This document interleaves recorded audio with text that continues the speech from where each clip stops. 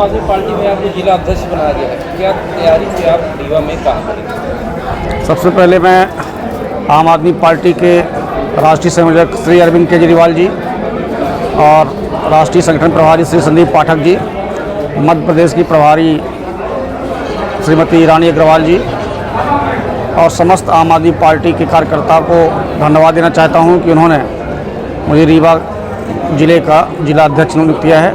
मैं पूरा प्रयास करूंगा कि पार्टी के हित के अनुसार और आम जनता के हित के अनुसार काम करता हूँ।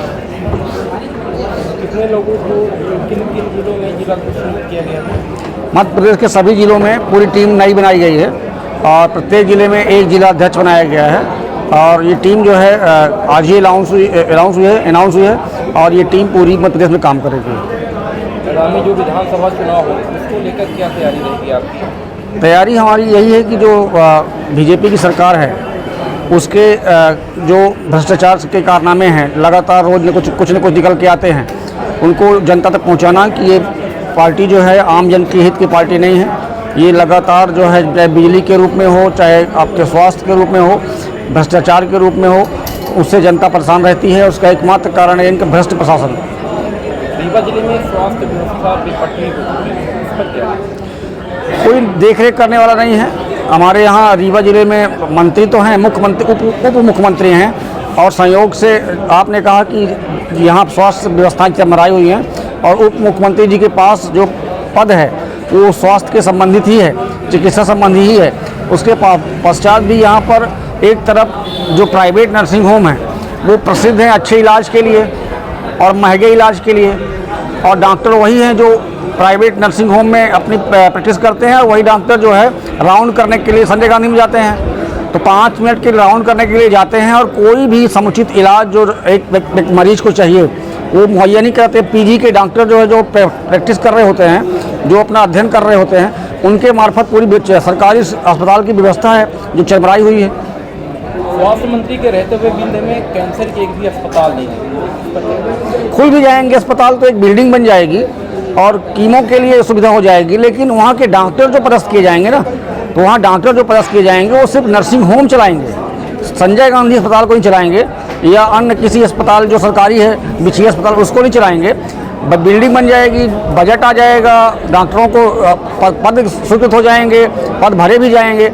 अभी भी बिल्डिंग तो है ना, संजय गांधी अस्पताल से बड़ी बिल्डिंग कोई भी प्राइवेट बिल्डिंग नहीं है, प्राइवेट अस्पताल की कोई ऐसी बिल्डिंग नहीं है, लेकिन अस्पताल तो खुल गया, डॉक्टर की भी पदोन्नति हो गई, डॉक्टर भी नियुक्त हो चुके हैं। फिर क्यों थोड़ी सी चोट लगने पर अभी प्राइवेट अस्पताल की ओर भागना पड़ रहा, जबकि महंगी चिकित्सा है प्राइवेट अस्पतालों की, लाखों रुपए भुगतान करना पड़ रहा है कई प्राइवेट अस्पतालों के। और वहाँ के डॉक्टर, अगर आपने उनको कहा कि अभी बीच में कलेक्टर साहब मैडम ने ये चेतावनी दी थी कि डॉक्टर सुधर जाएं और अपने जो मरीजों का इलाज है वो जाके अस्पतालों में करें, लेकिन कोई असर नहीं पड़ा इसका, क्योंकि कहीं न कहीं भ्रष्टाचार में लिप्त सरकार जो है वो नर्सिंग होमों से मिली जुली है। आम आदमी पार्टी में भी जिला अध्यक्ष प्रमोद शर्मा जी उन्हें पार्टी में है कि उन्हें पार्टी से बाहर कर दिया जाए? अभी तो फिलहाल वो पार्टी में नहीं है और अक्सर देखा जाता है कि आम आदमी पार्टी के कुछ सक्रिय कार्यकर्ता पार्टी के साथ तो रहते हैं, लेकिन जब चुनाव का समय आता है तो दूसरे पार्टी का प्रचार प्रसार करते हैं। उसमें था क्या कि भाई आम आदमी पार्टी सहित एनडीए का जो गठबंधन बना था, यूपीए का जो गठबंधन हुआ था यूपीए का, उसमें कांग्रेस भी शामिल थी और आम आदमी पार्टी भी शामिल थी। कई विधानसभाओं में इसी वजह से आम आदमी पार्टी चुनाव नहीं लड़ी थी, जो चूँकि राष्ट्रीय नेतृत्व ने ये गठबंधन किया था कांग्रेस के साथ में और अन्य दलों के साथ में, तो इसलिए जहाँ चुनाव नहीं लड़ी थी वहाँ पर पार्टी के कार्यकर्ता क्या करते, तो जिस गठबंधन के तहत सरकार पार्टी शामिल थी उसी में प्रचार कर रहे थे, कांग्रेस का भी प्रचार कर रहे थे। नमस्कार, मैं डॉक्टर अखिलेश पटेल, संचालक नेशनल हॉस्पिटल रीवा से। आज आप लोगों के माध्यम से कैंसर के लक्षण को कैसे पहचाने इस विषय में एक छोटी सी जानकारी देना चाहूँगा। बात करें कि विंध्य क्षेत्र में पुरुषों में सबसे ज़्यादा कैंसर मुख का कैंसर होता है। मुख के कैंसर को कैसे पहचाने? कभी भी मुंह में या जबान में कोई भी छाले जो हफ्ते 10 दिन से ज़्यादा समय तक हैं, दवाओं से ठीक नहीं हो रहे हैं, तो अपने नज़दीकी चिकित्सक को ज़रूर दिखाएं। हो सकता है वो बड़ी गठान हो। लक्षण जो है शुरुआत में ही पहचान में आ जाते हैं तो उसका संपूर्ण इलाज हो सकता है। दूसरी बात करें महिलाओं में, तो महिलाओं में विंध्य क्षेत्र में बच्चेदानी का कैंसर और ब्रेस्ट छाती की गठान का कैंसर सामान्यतः पाया जाता है। उसमें अपन बात करें लक्षण क्या आते हैं, तो छाती में यदि किसी भी लेडीज़ को, यदि वो 30 साल या 35 साल से ऊपर की हैं, कैसे भी असामान्य गठान छाती में महसूस होती है तो अपने नज़दीकी चिकित्सक को ज़रूर दिखाएं। वो सामान्य या असामान्य या कैंसर जैसे भी बीमारी हो सकती है। और महिलाओं की दूसरी जो सबसे बड़ी बीमारी है वो होती है बच्चेदानी का कैंसर। बच्चेदानी का कैंसर अमूमन 40 वर्ष के ऊपर की ही महिलाओं में पाया जाता है। उसमें असामयिक तरीके से रक्त का स्राव या मावात का जाना, ये उसका प्रमुख लक्षण रहता है।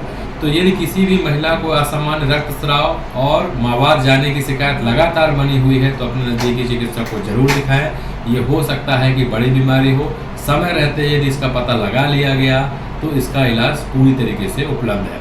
और ये इलाज हम नेशनल अस्पताल रीवा में आयुष्मान, ESIC एवं विभिन्न सरकारी योजनाओं के द्वारा निःशुल्क उपलब्ध कराने के लिए संकल्पित है। नमस्कार।